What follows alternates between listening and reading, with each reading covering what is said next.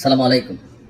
আজকের এই ভিডিওটা খুবই গুরুত্বপূর্ণ একটা ভিডিও, যার সাথে বাংলাদেশে প্রায় 2 কোটি মানুষের রিজিক কানেক্টেড।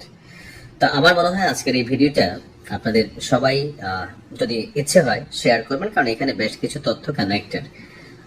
আজকের ভিডিওটা যদি আপনি বা আপনার পরিবারে অটো রিক্সা, ব্যাটারি চালিত রিক্সা, এই জিনিসগুলোর সাথে কানেক্টেড থাকে, আপনি হতে পারেন মালিক, আপনি হতে পারেন এটার চালক, অথবা এটার সাথে কানেক্টেড কোনো একটা ব্যক্তি, তাহলে ভিডিওটা খুবই গুরুত্বপূর্ণ, যেহেতু শেয়ার করবেন। এই মুহূর্তে বাংলাদেশের ক্ষমতাসীন সরকারের উপর রাজস্বের একটা বড় ধরনের কি বলা যায় পরিবর্তনশীল নীতি আনার পরিকল্পনা আমরা দেখছি। এখন এটা কেন? যে কোনো অবস্থায় বাংলাদেশে যখন উন্নয়ন হয়, বাংলাদেশ বেসিক্যালি হাওলাইত্যা দেশ, মানে আমাদের যে উন্নয়ন প্রকল্পগুলো হয়, যেখানে ব্যাপক লুটপাট হয়, চুরি হয়, যেই দল ক্ষমতায় থাকে সেই দলই এটা থেকে মোটামুটি তার 2-4 প্রজন্ম যেন আসলে আরামায়েশে বসে খাইতে পারে, সেই ধরনের ব্যবস্থা কিন্তু করে। এখন দেখা গেছে যে একটা উন্নয়ন প্রকল্প হওয়ার কথা 100 টাকা, এখন ফাইনালি এসে এটা কত টাকা আসলে ফিল্ড পর্যায়ে এটা কার্যকর হয় সেটা আমার থেকে আপনারা আরো ভালো জানেন।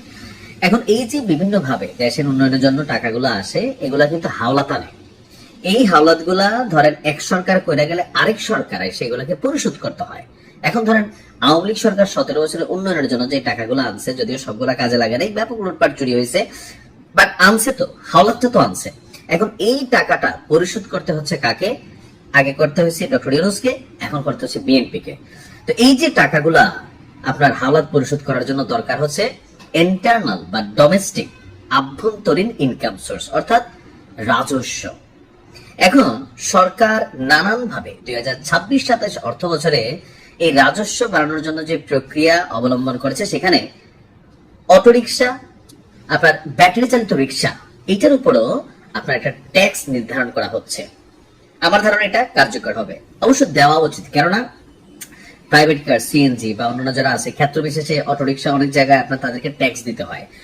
আর যারা ট্যাক্স দেয় না তারাও ধরেন রোডের মধ্যে গাড়ি একটা নামাই দিচ্ছেন, যদিও যার যার কর্মের প্রয়োজন নামাচ্ছেন, কিন্তু যিনি ট্যাক্স দিয়ে গাড়ি চালাচ্ছেন আর যিনি ট্যাক্স ছাড়া গাড়ি চালাচ্ছেন, এটার মধ্যে একটা পার্থক্য আছে। যে ট্যাক্স ছাড়া চালাচ্ছে সে 10 টাকা ভাড়া রাখলেও চলে, কারণ তার কোনো ট্যাক্স নাই। কিন্তু যেই লোক ট্যাক্স দিয়ে চালাচ্ছে তার ইনকাম থেকে একটা অংশ ট্যাক্সে যাচ্ছে, সো তার কিন্তু ওই পরিমাণ ভাড়া ট্যাক্স ছাড়া ড্রাইভারের সমান হলে চলবে না।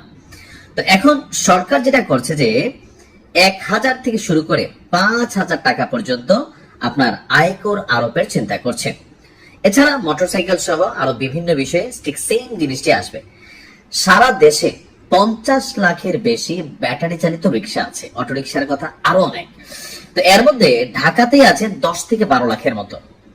এসব রিক্সা নিবন্ধনের আওতায় আনতে গত বছর বৈদ্যুতিক 3 হুইলার ব্যবস্থাপনা নীতিমালা 2025 খসড়া করেছিল আপনার ইউনূসের নেতৃত্বাধীন যে সরকার ছিল।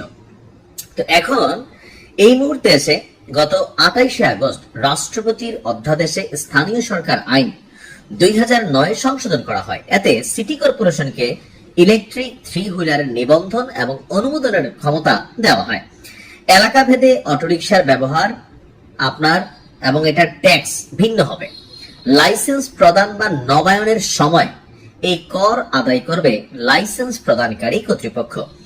ব্যাটারি চালিত রিক্সার নিবন্ধন সিটি কর্পোরেশন এলাকার মধ্যে হলে 5000, পৌরসভায় হলে 2000 এবং ইউনিয়ন বা গ্রাম পর্যায়ে হলে প্রতি বছর 1000 টাকা কর দিতে হবে। সো হাতি ঘোড়া কোনো যে কর আমার কাছে এটাও মনে হয় নাই। তবে যারা রাষ্ট্রকে কর না দিয়ে গাড়ি চালাতে যাবেন, যদি ধরা খান, আপনার রিক্সা কিন্তু জব্দ করে নিয়ে যাবে সরকার। আর পরবর্তী সময় আপনি লাইসেন্স নবায়ন করতে গেলেও আপনি কিন্তু ধরা খাবেন। এখানে বাঁচার কোনো উপায় নেই। তবে রিক্সা বেচা দিলে বলে 1 বছরের মধ্যে কিনে 1 বছরে বেচা দিলাম, তো যে কিনবে তাকেও কিন্তু ট্যাক্স দিতে হবে। আচ্ছা, এখন এই মুহূর্তে এই সিদ্ধান্ত আসলে কি রাষ্ট্রের জন্য কল্যাণকর নাকি অকল্যাণকর? আমার মতে কল্যাণকর। কেন কল্যাণকর বলি? ধরেন বড় লোক যারা গাড়ি চালায় তারা কিন্তু গাড়ির ট্যাক্স দেয়।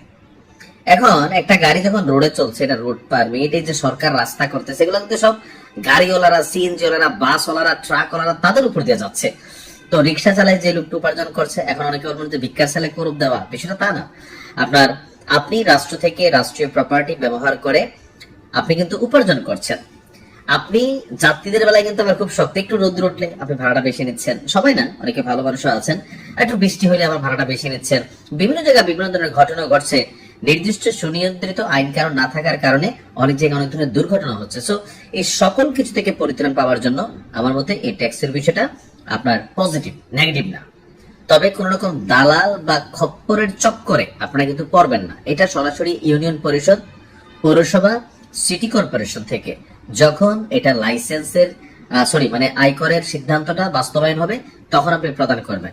এটার এমন নাই যে ভাই আপনি ট্যাক্স দেওয়া লাগবে না, আমার 500 দিয়ে দেন, আপনারা তো 2-3টা গাড়ি, সমস্যা নেই, আমি এটা ম্যানেজ করে দিব। আপনি রাষ্ট্রীয় যন্ত্র কাঠামো ব্যবহার করলে আপনাকে এটা ট্যাক্স দিতে হবে। তবে যেহেতু মাত্র 1000 টাকা এক বছরে, আমি মনে করি সহনশীল পর্যায়ে আছে, বাট সরকারের জন্য একটা রাজস্ব আয়ের সুযোগ হচ্ছে। কিন্তু এটার জন্য আবার যদি যাত্রীদের উপর ভাড়া বাড়ানোর কোন রকম প্রক্রিয়া করা হয় তাহলে সেইখানে আবার একটা ক্ল্যাশ তৈরি হবে। আবার অনেকে আছেন এটা নিয়ে রাজপথে নেমে যাবেন, আন্দোলন করবেন। এরকম মেন্টালিটি আসলে এই মুহূর্তে করা উচিত না। কারণ কোথাও না কোথাও রাষ্ট্রীয় ভাবে সরকারের উপর এই যে বিদেশি যে লোন পরিশোধটা, ঋণ পরিশোধটা একটা বড় অঙ্কের ধাক্কা আছে।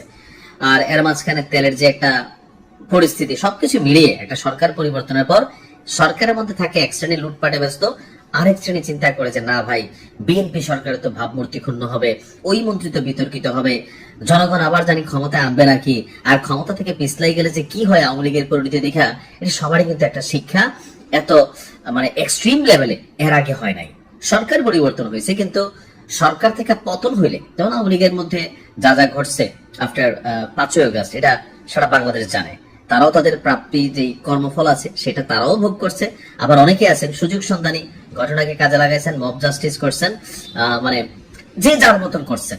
তো এখন যেই সরকারি ক্ষমতা থেকে তার মধ্যে একটা ভয় কাজ করতেছে যে যে কোনো সময় একটা পরিস্থিতি ঘটতে পারে, আর এই পরিস্থিতির পরে যদি সরকার পতন হয় আর যদি দুর্নীতি করে থাকে তাহলে তাদের পরিণতি কি হবে।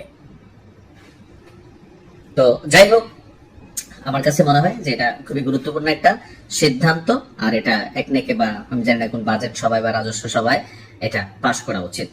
আর অনেকে হয়তো আমার এই ভিডিও দেখে কমেন্টে গালাগালি শুরু করছে, ভাই আপনি রিক্সাওয়ালাদের বিরুদ্ধে লাগছেন, অটোওয়ালাদের বিরুদ্ধে লাগছেন। দেখেন, যে যেটা করেন এটা একটা প্রফেশন, আপনার প্রফেশনকে আমি সম্মান করি। আপনি যে প্রফেশনে আছেন, আপনি রাষ্ট্রকে ট্যাক্স দিবেন, আপনি গাড়ি চালাবেন, আপনার মধ্যে একটা থাকবে, থাকে না অনেক সময় গাড়ি টাড়ি লাগে এই বেটা, এই আমি ট্যাক্স দিয়ে গাড়ি চালাই, তুই বেটা এসব ফাও চালাইতেছিস বলে থাপড় টাপড় দিয়ে ফেলে। আপনি তখন সিনেরা টান টান করে বলতে পারবেন, তুমি ট্যাক্স দাও তো, আমি কি ফ্রি চালাই, আমিও তো বছরে 1000 টাকা ট্যাক্স দিই, বলতে পারবেন না? এই সৎ সাহসটুকু তৈরির জন্য ট্যাক্স দেওয়া জরুরি। ভালো থাকুন, আসসালামু আলাইকুম।